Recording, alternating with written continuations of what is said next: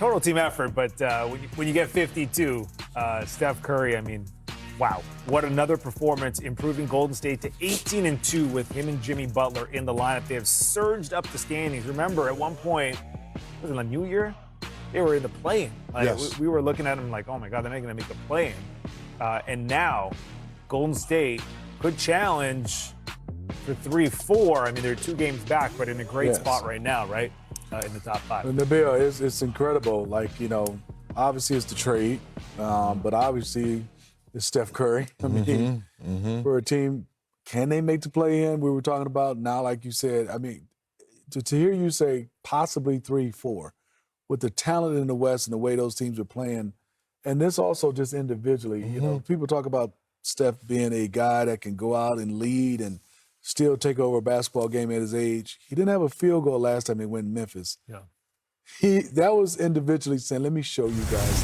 I think you thought you shut me down. I'm going to send a message and win the game.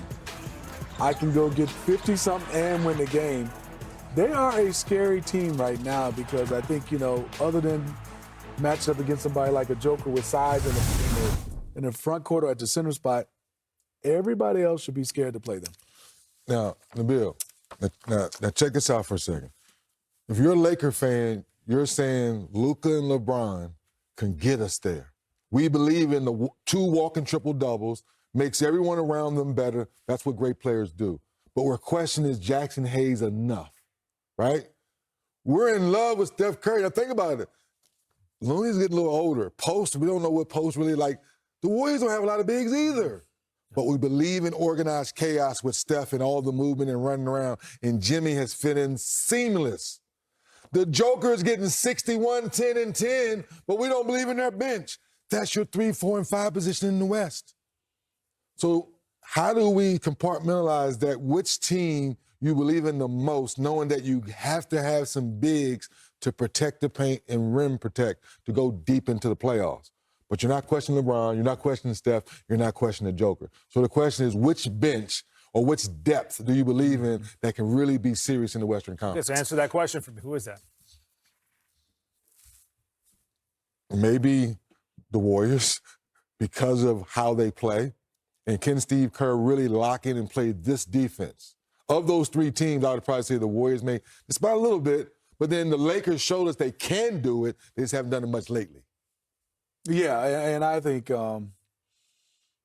veterans, gritty, the 3 guys, Jimmy, Draymond, and Steph, winners. Yes. Winners. So, I mean, I would lean to the Lakers and the Warriors, but when you start talking about chemistry, been there and fitting in, and then I supporting cast, Kuminga, they have some guys, and Gary Payton Jr., all those little pieces, and they are used to playing small. Right. It's not like they've lost a big guy. They're used to playing small.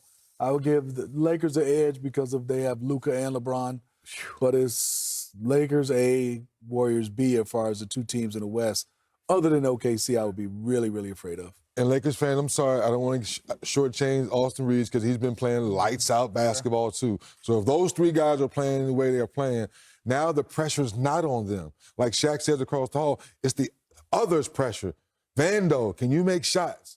Guys like that, when the lights are really bright, they're going to say, you know what, LeBron and Luka, we know you can beat us, so the ball's out of your hands. Can they beat us? I'm not sure of that. Just want to go back to the fact that they're 18-2 with Jimmy Butler and Steph Curry. Why does that work so well? Why does Jimmy just fit in so naturally with this team? Because he's reminding us his basketball IQ is on a high level. Like the conversation we had earlier in the show, certain guys don't need a lot of practice time. You need a lot of togetherness time when you're watching film, your walkthroughs, things of that nature. When you're on the plane, guys now all looking at iPads, looking at plays and stuff. That communication sometimes is so valuable. You don't need to beat each other's body up to understand where you like to be on the floor. And Smitty said earlier, Jimmy and Draymond don't have a problem saying, hey, Draymond, I like being over there. Hey, we know Draymond is saying, Jimmy, get your butt over there because we like to do this. We like to double team here. That's not an issue with the Warriors or communication. That's another reason why they're 18-2. I think they've always struggled with points in the paint. Yep. Even though it's not a center, all of that highlight was Jimmy points in the paint. Good point. That's where he does his business. That's where he does his the mid-range, elbow in. They need that to collapse the defense, and obviously in half court, we'd all chasing Steph around the three-point line. Now you have to worry about a guy inside, and then you got the ultimate point guard in Draymond Green. I'm calling him a point guard because if you make a mistake, he's going to make you pay. And then you got two guys, and Draymond has found this energy and saying it publicly and then doing it. I want to be Defensive Player of the Year. So now the job I thought he did on Giannis was unbelievable, so about a week or so ago. And now you got two guys that want to get after it. Then you got two grimy, grit guys. This is a tough team, and Kuminga's still young legs with Steph. Steph draws two like Shaq. Different type of draw two. Though. Yep. With Kuminga quickly here, too, I mean, him and Jimmy, it's a small sample size because Kuminga was hurt, but they haven't really fit on the court that well. Offensive efficiency hasn't been great. He's the other side. Kuminga needs practice. He's a young guy. He needs rhythm. He needs continuity. So that's the flip side with some guys need to be out there on the floor. They need to be, a part of the flow of the practice, if you will, so now it can translate to the game. So it may take a couple more games before he really, really locks in and on the same page with everyone else. Yeah, he could be a huge piece again for them in the playoffs. Speaking of huge, this game, the Warriors and Nuggets coming up Friday on NBA TV as part of a doubleheader. Nabil, you going to be there, right, Nabil? I'm going to be there. Let's go, baby. Let's go. Let's go. That was such an incredible moment. Hats off to Chris Finch and his staff for making that decision. And that was one of those things where it was bigger than basketball. Yes, leadership comes in so many different ways, guys. So whoever brought that up to Chris Finch and he listened to it, we always tell guys, listen. He absorbed it, said, this makes sense. And yes, Ingles still has some basketball left in him. He can help this team win. So great gesture. And now for him to look up there and see his family and see his son having fun and being a part of the game just warms my heart. Yeah, I just loved it. Chris Finch, hats off to them, the organization, whoever came up with the idea. 3D said it. He still can play basketball now. Yeah. He understands how to play, but what a moment for him and his family. Just think about it. Everybody talks about we're NBA players, but his family lives in Orlando, and he's playing in Minnesota.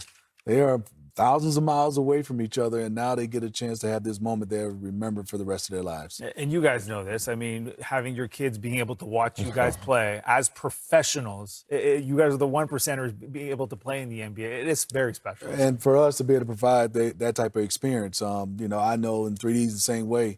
I've had my son on the floor to get a chance during warm-ups and obviously in the locker rooms. Just being around it, and not just because they wanted to play the game of basketball, just being around something positive and guys always giving them advice. It took them a long way. I said earlier, the basketball speaks so many different languages. But now with Autism Week, we can put the ball down, bring family together, and celebrate the kids. Yeah, and this is really cool because, again, starting today until April 9th, all 30 NBA coaches will wear custom sneakers courtside that'll feature their team's colors and designs, which symbolize the autistic community. And then they're going to be up for public auction May 13th to 20th. Now, Dominique Wilkins, legendary on the court, well, he's making an impact off the court in this space, too. And happy to be joined now on this World Autism Day by Hall of Famer and Hawks legend Dominique Wilkins. And Neek, great to see you. Good to see you too. Why is this day so meaningful to you and your family? It's a special day because, I have two kids on the spectrum, and I live with it all the time. I have two daughters, and I have a grandson who's nonverbal. So it's near and dear to my heart. So it's kind of a calling for me. So when I get to this part of the year where we get a chance to recognize and honor some of those people who are dealing with special needs, it's a special time for me. Yeah, and you're the chairman of the board for the nonprofit Culture City, whose mission is to create sensory accessibility and inclusion for those with invisible disabilities. How are you guys making sports arenas and other public venues more sensory friendly for individuals with disabilities? One of the great things that we're doing, that we've put sensory rooms just in every NBA arena, MLB, the National Football League, aquariums around the country, every Carnival cruise ship, with trained professionals in there. Someone have a sensory overload, they can go inside our sensory rooms, get with that trained professional and work on some things that get them balanced out where they can re-enter back into society. And Culture City have done a wonderful job of making sure people have some of the same accesses that everybody else. And people who are dealing with special needs shouldn't be treated any differently. And so that's why